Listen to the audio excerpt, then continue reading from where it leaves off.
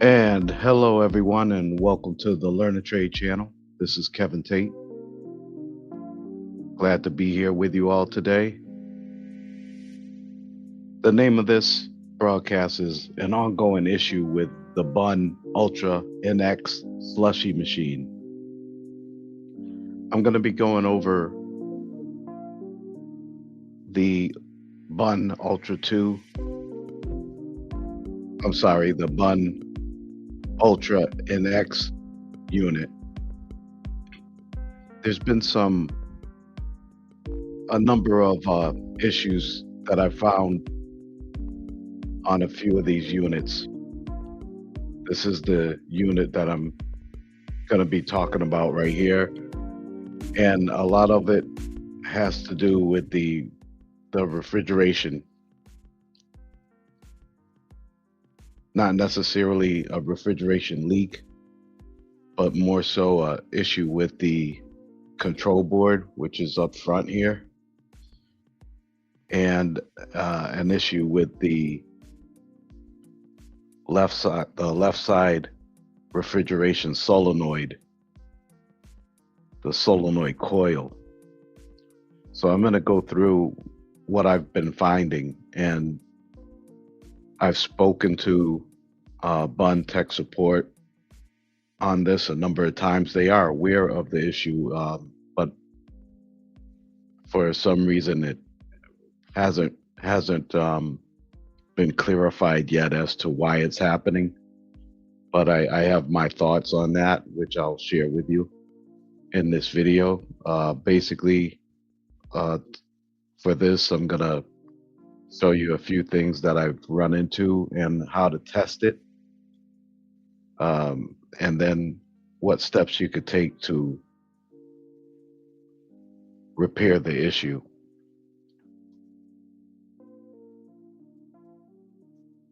First, I'd like to thank everyone. I'd like to thank the viewers. I'd like to thank you all for watching. I'd like to thank the channel members for your support, and I'd like to thank the website members for your support as well. I appreciate you all, and I thank you all for all of the support you have given. So now let us get started. Right here, this is the issue that is happening. This is the refrigeration solenoid coil, and this opens and closes the refrigeration valve to allow refrigerant to go through the system and through to the evaporator. And the thing that's happening with this is, for some reason, there's continually 120 volts going to this coil all the time, and then it causes the coil to swell up and damage, and then it doesn't pull the solenoid plunger up anymore. So then you're not able to get that hopper to freeze down. So that's what's been happening, and I'm going to go through a few things and show you some steps that I've taken. Let me just show you right here. You can see these like red insulators on each of the terminals.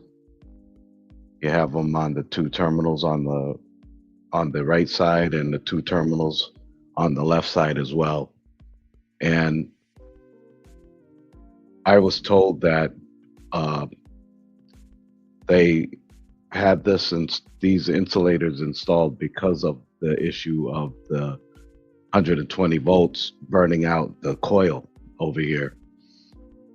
But as you can see, it really hasn't made any difference, and it doesn't happen on every unit.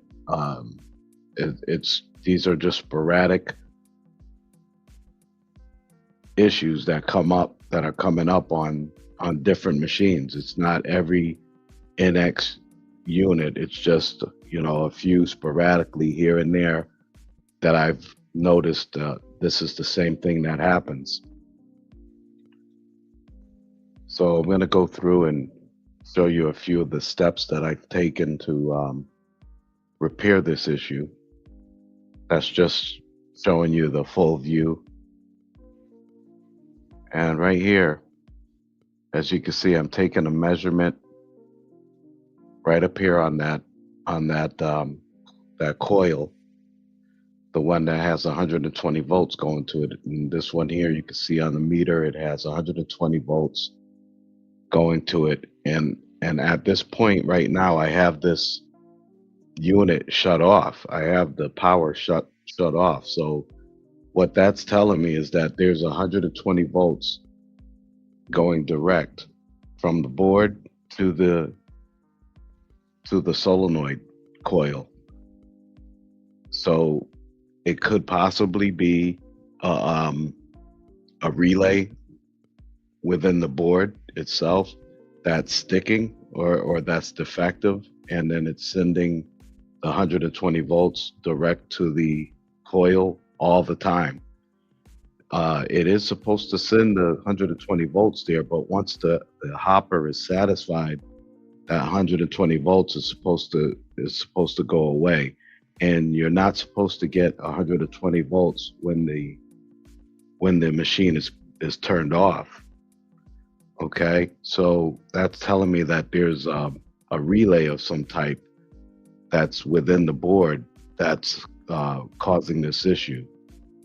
That's just in my opinion. I haven't been told that. I mean, by Bunn, they basically told me that there's an issue with the board. So in this case, when this happens, if you ever run into this, you're going to need to replace this coil right here, and then you're going to need to replace the front control board as well.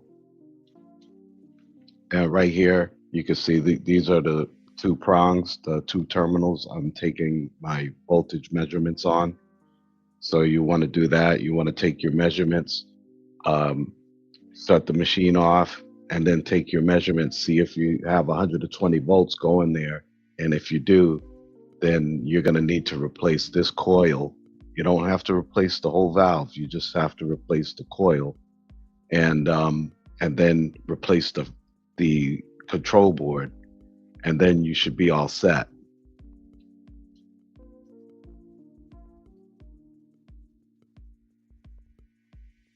Because it's gonna show you like this one here. Right now, you can see I'm on the other coil. I'm on the right side coil there. Okay, and you can see I don't have 120 volts going to it, and the machine is still off. So that should be the same for this left side coil as well. So this is the issue that I'm talking about today, and the only way to go ahead and fix that is you'll have to replace the damaged coil, and then you'll have to replace the control board. So remember that, you'll have to get the part number for the control board and the part number for the refrigeration coil. And another thing to note is that when you order this coil, you're going to have to order the whole assembly.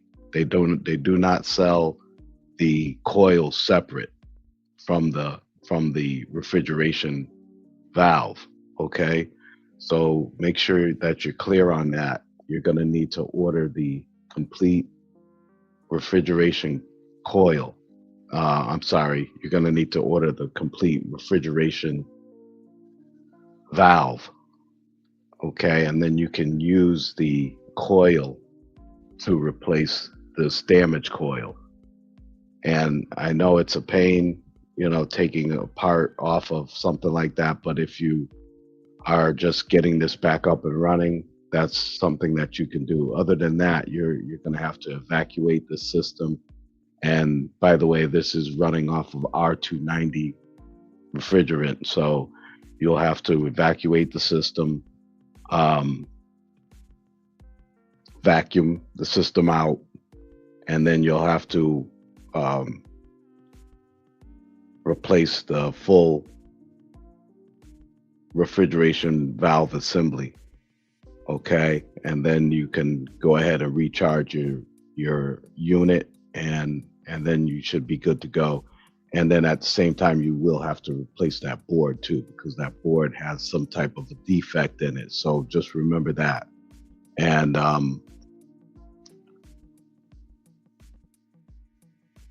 just remember that you're gonna replace either the full valve assembly, or you're gonna replace just the coil, but you have to order the whole valve assembly. Um, and again, if you're not EPA certified, they will not sell you the valve assembly. So yeah, you need to keep that in mind as well.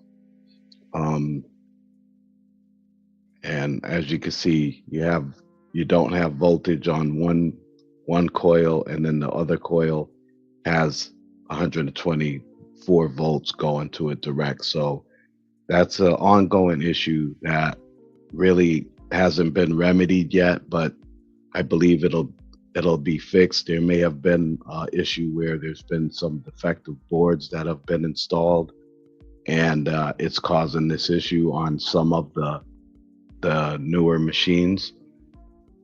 So you'll want to keep that in mind. But this is definitely something that you're going to run into.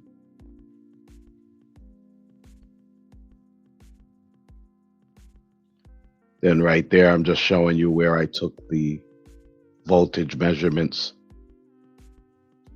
up top there.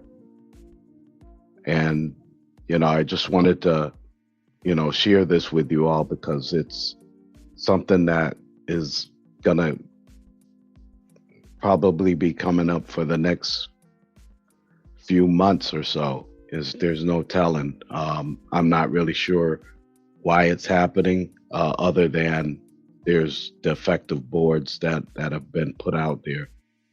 That's the only thing that I could come up with. And but like I said, you're able to fix it. You can either fix it by replacing that coil assembly, or replacing the full valve assembly.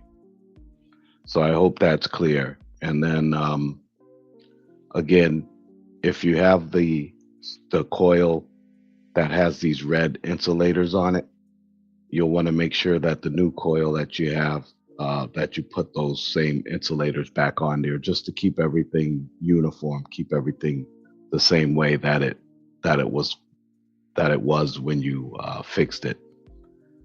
So just to keep that in mind, that's an ongoing thing that's happening. I'm not too sure why yet, but I'm sure it's going to get taken care of soon. Either by replacing all of the boards on the ones that are defective. Eventually, they will all get fixed. But that's all I have on this for now. I appreciate you all watching. I thank you all for your support. I hope this was a helpful video for you, and I look forward to doing some more videos. If you have any questions, just leave them in comments.